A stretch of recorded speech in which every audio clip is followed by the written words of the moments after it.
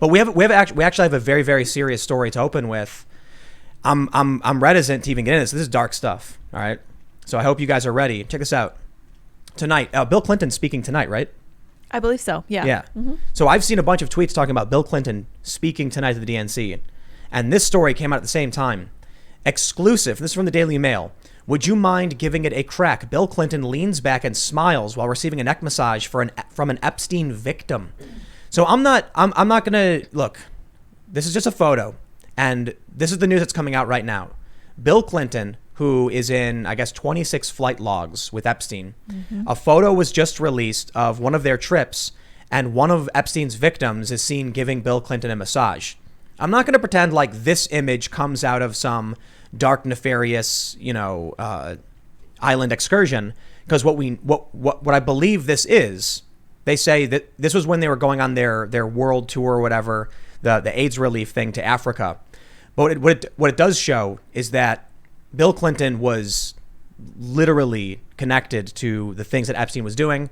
And what's really scary to me about this photo is that it just looks like a woman giving a dude a massage. Yeah. And then once you learn the context, you're like, whoa, a former president of the United States receiving a massage from a trafficking victim of one of the most notorious, I just call them nasty guys, man, like truly evil and despicable people. I bring this up not necessarily to go into, the Epstein stuff, but for, obviously we are a bit, because we're still waiting to see what happens with Maxwell and all that stuff. But to talk about the Democratic convention, the authoritarianism, and I guess and we can kind of opine on this, because you were just mentioning the Democrats have become authoritarian. Yeah. So I guess I would ask you, as, you were a Democrat, SJW, whatever. Yeah, I was a lifelong Democrat. I did vote for my first Republican in 2018. I voted for Ted Cruz because, much like Trump in this case, I felt he was the most liberal person running.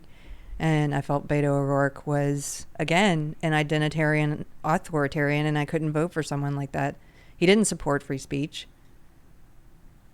He was pushing my old belief system, my old ideology, which is not liberalism. Social justice ideology is not liberalism. No, of course not. It's authoritarian, I don't know, Marxism? Well, it's born from Marxism. It has roots in Marxism, but the best way I've learned to describe it for people is that if you think of Marxism said the best way to look at the world essentially is as a competition for power as a competition for wealth between class groups.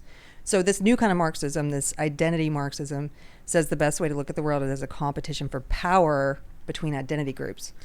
So instead sounds like racism. Yeah, but they want to do the same thing. They want to redistribute power the way that Marxists of old wanted to redistribute wealth. Right.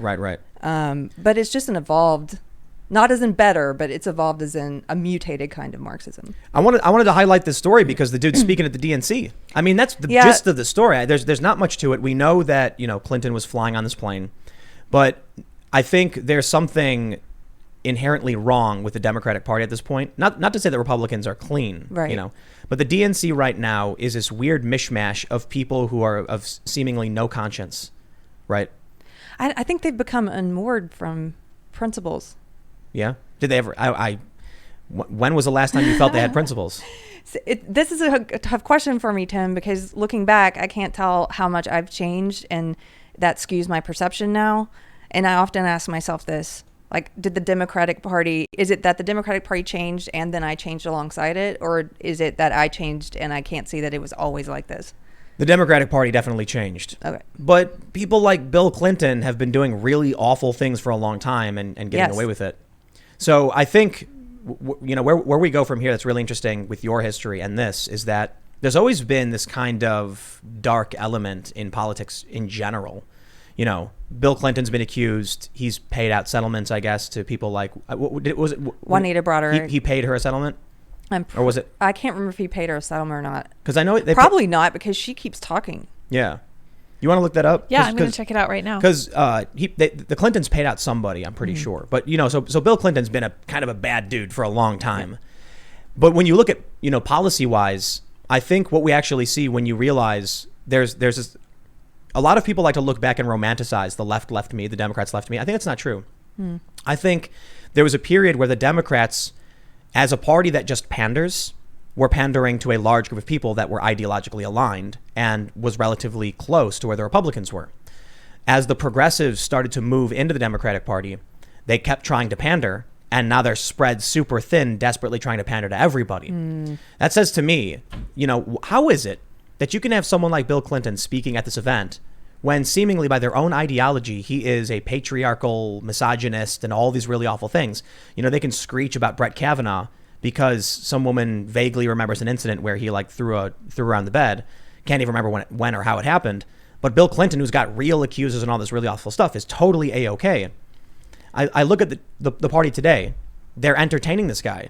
So did the party really change? I kind of don't think so.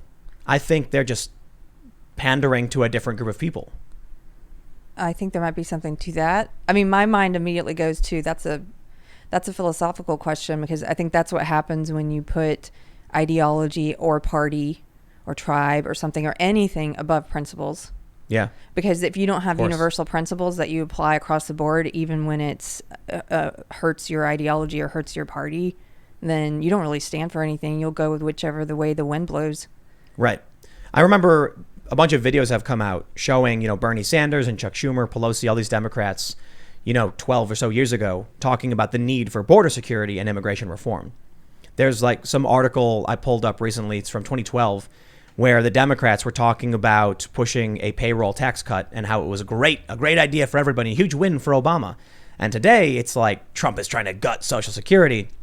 So I see that and I'm like, man, it looks like they've changed, right? The Democrats have changed. And then I'm kind of like, no, maybe they didn't care about that back then either. Yeah, maybe we look back and we're like, see, that made sense, but this doesn't. And it's like, wait a minute. They've always just been saying whatever they think we want to hear. I'm sure it's relatively true for a lot of these, old establishment Republicans, but many of them are fleeing and joining the Democrats as never-Trumpers. They're like the one group of people, I guess, that have left the right to join the left. Yeah. They have wealth, Yeah. Well, you're making me think of something I said to you earlier, which is that this is pretty naive, but it wasn't until recently that my podcast partner, Carter, he told me, I guess I always thought if you want to get ahead in politics or anything, you behave like a good person. You put on the best version of yourself, and you are the best version of yourself, and you will win friends, and you will move ahead, and the better you are, you rise to the top. And he sort of pointed out to me, no, what happens is that if you think about it, probably a lot of people who have enough money or power to help you, they'll want to have something dirty on you to hold over you to make sure they can control you. Right. So maybe it's the worst people who rise to the top in politics. It is. So you know what I was thinking though with Trump? I mean, you find yourself as a what did you call it? Reluctant deplorable? Yeah. I mean, yeah. I think there's a lot of people who have proudly switched, and there are a lot of people who've been like, I guess I'll switch. Yeah. Right? So I don't know. I forgot what I was going for on this one. That's okay. But I don't know. Do you want to just take it? Well, being a reluctant deplorable. Well, somebody in the comments on the post you did today was saying, I guess this is enough to forgive Trump's warts. You're trying to defend Trump's warts or forgive his warts. No, I'm not. I have no interest in defending Trump's warts or whatever, as long as he doesn't have a wart called racist, sexist, Marxist authoritarianism, and he doesn't. So I remember now. Okay. See, hey, don't get mad at me, those listening. I work 16 hours a day every day. It's true. Yeah, and I'm probably I saw you work today. You have a crazy schedule. My brain's probably gonna explode. Okay, so what I was gonna say is, I started trailing off into you being a Trump supporter and all that stuff. But what I was gonna say in response to what you had just said, Trump to me feels like the YouTuber of politics. You like that? I love it. But do you know what I mean by that? Yeah. Like YouTubers came out and they were very much authentic personalities. It was like all of a sudden these vlogs started to emerge of people just filming themselves with their phone, and people loved watching it because it was real. And everything we got from the media and from politicians in our whole lives has always been plastic. Yeah. You know what I can't stand more than anything? Is like something will happen in the world, oil spill, and you know what they're gonna say. You know exactly what they're gonna say before they say it. It was a terrible accident. We're so sorry, everybody. And you're like, shut up. You're lying. Somebody, cut a corner. You're trying to save money. Just we get it. It's BS. Trump comes out and he's got no filter, and people go, finally, He's like the internet's generation, this authentic personality, and a lot of people don't like it. But to be fair, he has absolutely chilled out over the past year or so. I mean, this year he's been very calm and much better tempered, I would say. You said that earlier, and I hadn't considered that before, but I think you might be right. For me, that's big. You know, I've often said of the policy things I didn't like, you know, missile strike in Syria, there's a lot of foreign policy stuff. He's up to drone strikes. He's actually reversed course. He started doing a bunch of really good things. And I'm sitting here going like, he's actually, I used to say, you know, Trump's bad. He's not that bad, because like the media would really twist it. Yeah. Now I'm like, Trump's not that bad. He's actually kind of okay. You know, He's kind of okay. He's kind of okay. Yeah. And that's very triggering to them. I think I'm actually getting to, you know, very, very soon. We'll see how it plays out. And it's the media's fault for sure. I'm probably going to get to the point where I'm like, Trump's pretty cool. You know, because I'm looking at him, and I had a self-reflective moment, because somebody commented in one of our shows saying, you often complain about Trump's demeanor and his professionalism. What would you prefer? And so I sat and I was like, that's a good question. I thought about it, and I'm like, you know, he hasn't really had any of those moments where he was, you know, like, well, actually earlier this year he had the Scarborough thing, you know, where he was talking about Scarborough's intern from MSNBC. I think I missed that, but isn't he always doing that? But that's kind of the stuff I don't like. Okay, yeah. But he's definitely improved. You watch his press conferences, and he's like, thank you for your question, thank you very much. And I was like, wow. He was the guy who was like, you are fake news, you are fake, you know. See, I had moved far enough away from the legacy media, or at least realizing what liars they are, that I got to a place, by the time he told Jim Acosta what fake news he was, I was like, okay, this is one thing he's doing that I like. Look. Yeah. I got to go to the White House for his big social media summit thing. Oh yeah. He's a funny guy. He's an excellent entertainer. And that's kind of the point I'm making, because like, when I'm there and I'm watching this, you know, for me, it's basically, I look at a politician and I'm like, you can be all smiles. Everyone loved Obama on the left because he was a celebrity. Mm-hmm. I'm not falling for that game again. Trump can stand up there and he can make jokes and make me laugh. I want to hear some tangibles. You know, then he started talking about things I liked. You know, he crossed into the DMZ, and you know, that the North Korea, South Korea thing is very relevant to my family, because I have literally I'm Korean, and I have family that goes back to North Korea. I'll never get to go visit those places. No.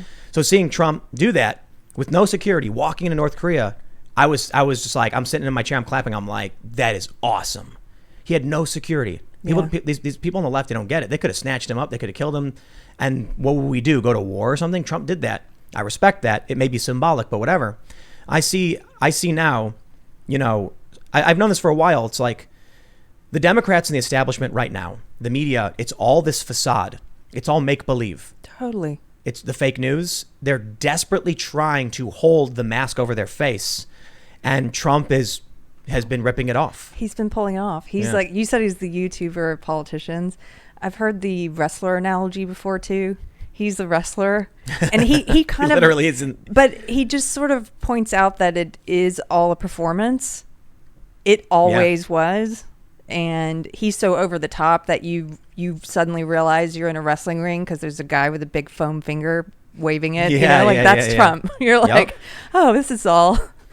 I've been to so many of his rallies. You know, when he was running the first time, I actually covered a bunch of his rallies, went down, met people, and I saw the escalation of violence. You know, it was really crazy for me. And this probably contributed to, you know, a lot of people say Tim Pool is like the world's slowest red pill or whatever. They say that stuff about me, or they used to. Don't worry about that. No, I don't care. It's like, listen, you know, I do my research all day, every day. My opinions and my policy ideas and the things I support don't change because people are nice or mean to me. Yeah. But it does, there's an influence on, you know, people being nice and mean contribute to the fact that some people will never have access to certain information. If the left won't allow a conversation, you'll never hear what they have to say. So I remember, for me, there was a big moment when I filmed, this is crazy. I filmed a guy whack a Trump supporter in the back of the head with a bag of something, and he's bleeding. I film it. I'm watching these people just beat the crap out of these Trump supporters. I worked for this company, Fusion, and they were super excited about it. We got a request for Fox News, and they said, Tim, go on Fox News. The employees of the company got mad at me after the fact for doing it. And they were like, why would you go on Fox News? And I was like, they told me to. I don't know. Like, I'm a journalist, I guess. I covered it, and a news outlet asked me to speak about it. But when I started telling them They were like, who are these people that were attacking Trump supporters? And I was like, oh, it was Bernie supporters. And they were like, no, it wasn't. No, it was Bernie supporters. And some of these people were like, how do you know they were Bernie supporters? One of the guys was wearing a Bernie shirt. Oh my gosh. Well, just one guy with a Bernie shirt. Somebody was waving a Bernie flag. Yeah. And they were like, no, you're lying. They're not. And what do you mean? I don't care. Like, at the time, I was actually for Bernie. You know, yeah. They didn't want to hear it. They didn't want to hear it.